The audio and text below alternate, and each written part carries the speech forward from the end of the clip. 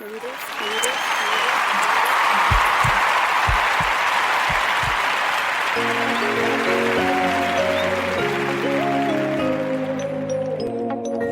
Beats Music. It's magic, baby.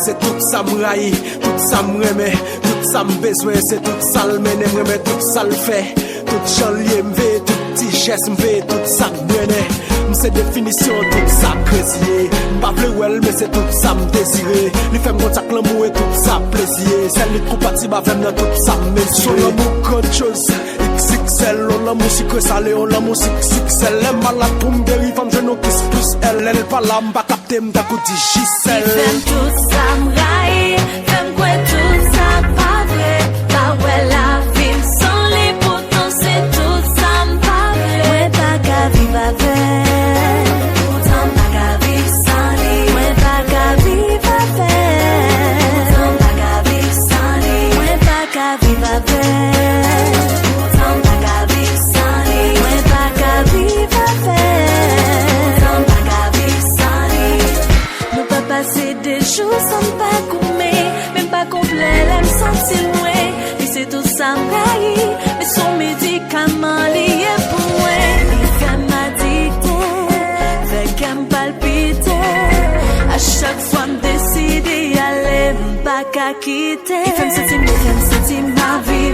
Je suis pas moi, tu fais me sentir naïve. Et c'est quoi mon tag, je m'aïve. Pas qu'à contrôler les mots, qu'est-ce qui m'arrive. Il fait m'addicter, fait qu'elle me palpite.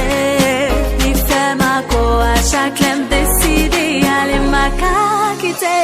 Il fait tout ça m'aïe, fait quoi tout ça pas vrai. Pas ouais la vie sans les pourtant c'est tout ça m'pas vrai. Ouais pas qu'à vivre avec, pourtant pas qu'à vivre sans lui. Ouais pas qu'à vivre avec, pourtant pas qu'à vivre sans lui. Ouais pas qu'à vivre avec, pourtant pas qu'à vivre sans lui. Ouais pas qu'à vivre avec, pourtant pas qu'à vivre sans lui. Pas qu'à vivre sans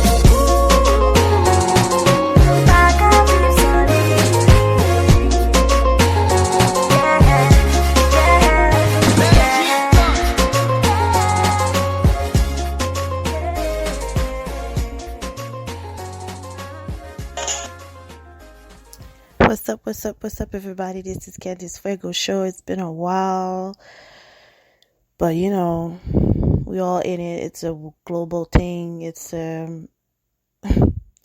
don't want to talk about that situation because it's a question of just keep yourself healthy, boost your immune system by taking a lot of vitamin C. Also, drink a lot of green tea. Avoid dairy products. Avoid certain type of meat. Processed food is not good. Cut the fast food thing. Even if you're tired, like you don't have time to cook, make sure that you can just like grab a bread and put peanut butter on it. Drink a glass of orange juice or drink a tea. Make sure you sleep well.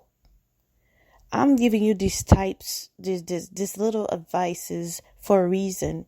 I don't want to go in general about it because the subject of my episode today is not about what's going on right now as we are April 6, 2020. It's really important that we embrace the moment that we have now to think, focus, to become creative, to be motivated after that thing will pass on. We don't know what's going to happen next. We don't know what's waiting for us for the next few weeks. We don't know nothing. We're just like people staying in the house, believing or following the news, but we really don't know what's going to happen next. So one thing I could say to people, pray, eat well, sleep well, stress less. Because if you're stressing a lot, and you have an anxiety attack, it's not going to help. It's really important to maintain yourself. As of a community, it's really also important that it's time for us to reunite, to know what needs to be done. It's not a time of who's the boss, who's higher, who have more knowledge, who have diplomas. Let's bring all our strength all in one place, one project, one community, for us to be united. Because take a look, all the Greek people, Italian people, Jewish people, white people, they all united. Right now, African people, black people, it is time for us to be united, man. I don't get why we're fearing so much each other. I understand the part of certain people got raised differently, and there's a lot that have lack of self-esteem. There's a lot of people that doesn't know what to do, what to say. There's a lot of people that doesn't have the knowledge of what wisdom and peacefulness means. I understand that part. There's also the lack of communication. Some people doesn't get yelling is not the case. It's not the option or the solution. It's sitting down, expressing how you feel. If you are emotional, let it out. But at the same time, you got to think. It's a moment for us to think right. There's no time for error. No time for error, guys, because now we don't know what's going to happen next. So enjoy every inch, hours, every day you're still alive. Because the moment God will call us, we got to be ready for that. So being said, I hope everybody is doing well. Aussi, je prends le temps pour poursuivre en français. Les personnes qui sont en couple, qui habitent ensemble, qui sont avec ou sans enfants, les couples mariés actuellement qui sont en voie de se séparer ou qui prévoient de divorcer, prenez un moment de réflexion. Dormez dans des pièces séparées. Déconnectez un peu. Retournez en connexion avec vous-même. Réfléchissez. Est-ce que les disputes sont relatifs au stress que vous viviez? Perte d'emploi, les enfants qui font beaucoup de bruit dans la maison, sont des boules d'énergie, puis que là, vous savez pas comment gérer la situation. Important de savoir où l'enclenchement a débuté. Mettez-le sur papier. Ensuite, prenez le temps de ventiler avec quelqu'un externe que votre partenaire dans la maison, s'il le faut. Si c'est possible aussi. Et la dernière étape que je vous aurais suggéré de faire après cette période-là, priez, méditez, calmez-vous. Et là, asseyez-vous avec la personne. Mettez les choses sur table. Là, je peux comprendre que là, c'est une situation que là, votre mari ou votre conjointe, votre épouse, vous êtes dans la maison, là, vous êtes en train de vous adapter, là, vous voyez chaque jour, chaque minute, chaque heure. Moi, qu'est-ce que j'arrive pas à comprendre? C'est pourquoi que vous êtes tanné d'être ensemble. On se plaint qu'on voit pas assez notre partenaire ou on voit pas assez nos enfants à cause de la routine parce qu'on est des esclaves, des zombies du système. Là, le moment qu'on nous coupe cette routine-là, ça vient un problème général dans le foyer qui est pas normal. Donc, posez-vous cette question-là. Êtes-vous vraiment sincère envers vous-même côté sentiment et appartenance? Est-ce que vous vous aimez vraiment? Ou vous êtes devenus habitués d'être ensemble? OK? Aussi, épouse, que là tu constates des agissements, les comportements de ton mari est étrange. Tout d'un coup, tu avais des doutes, puis là maintenant les doutes sont vraiment fondés parce que là vous êtes à la maison, son comportement avec son téléphone, comment il agit ou qu'il va dehors faire un appel, c'est des comportements qui ne sont pas normaux. Les couples qui sont fonctionnels, c'est des personnes qui sont transparents, qui vivent avec une complicité, sont honnêtes un envers l'autre. Ils s'expriment que ça va bien ou que ça va mal. Il n'y a pas le temps d'avoir des histoires extérieures, là. Je pense que c'est la deuxième raison pourquoi il y a beaucoup de couples présentement qui prévoient se séparer ou divorcer. Parce que l'homme ou la femme a développé une relation avec quelqu'un à l'extérieur dû au fait qu'il n'y a plus d'affection, plus d'attirance dans le foyer. Là, maintenant, les enfants sont là. Là, vous vivez vraiment le mariage, la famille. Parce que là, vous avez Bon, il y en a qui travaillent à la maison, on va pas généraliser, mais je parle pour les couples qui sont à la maison 24/24, qui ne travaillent pas en raison de la situation. Fait que là, vous êtes centré sur vous et vous êtes en train de faire face à votre réalité. Cette période de confinement, là, c'est un reality check. Do you love yourself? Do you appreciate the life you have built since the past years? Est-ce que tu apprécies le partenaire de vie que tu as choisi? Est-ce que tu admires la bénédiction de Dieu de t'avoir donné des enfants actuellement?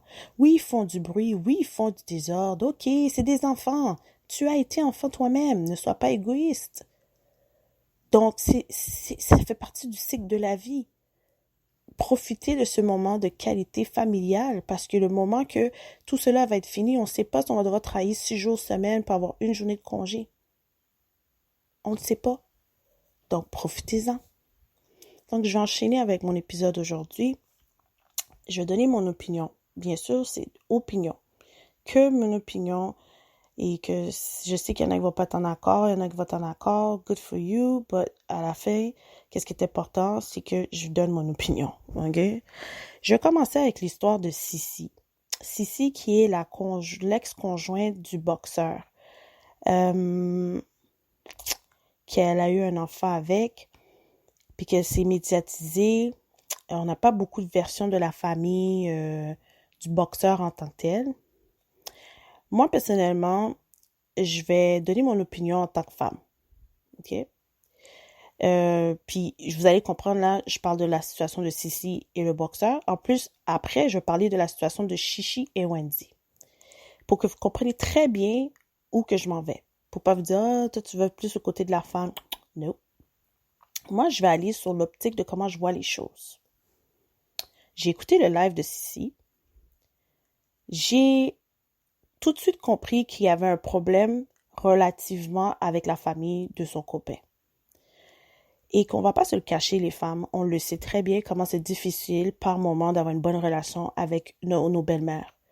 Et faut pas oublier non plus qu'il y a des belles-mères qui sont super accueillantes, mais en même temps qui sont super hypocrites. Il y a des belles-mères qui sont accueillantes et méfiantes, qui est normal, c'est des mamans, ils veulent protéger leur fils. T'as aussi des mamans qui sont opportunistes et contrôlantes. OK?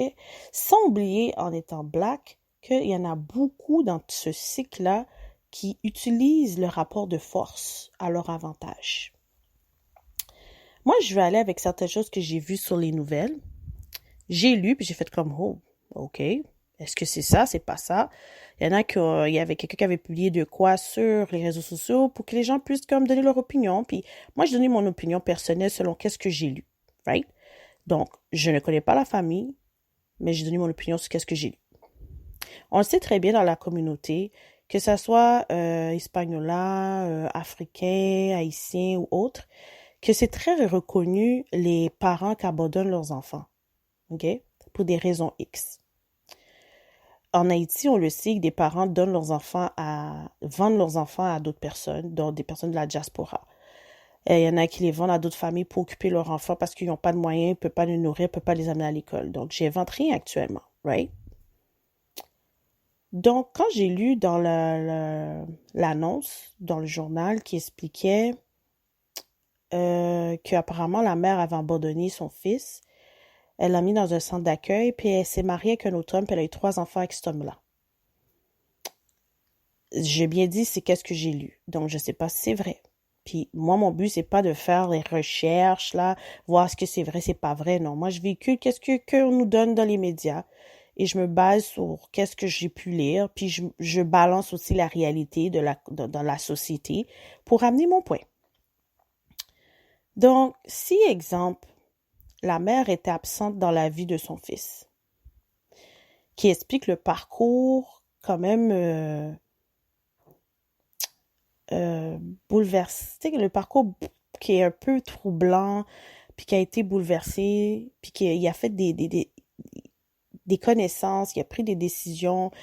Oui, il a blessé, il a fait du mal à des femmes, comme j'approuve pas ça non plus. Mais faut pas oublier, là, une affaire qui est très importante, c'est qui l'a initié dans cet environnement-là. Souvent, on oublie qui influencer la personne à agir de la sorte. Mais on fait juste pointer la personne parce que la personne l'a fait. Mais c'est qui est en arrière qui supportait et qui le protégeait?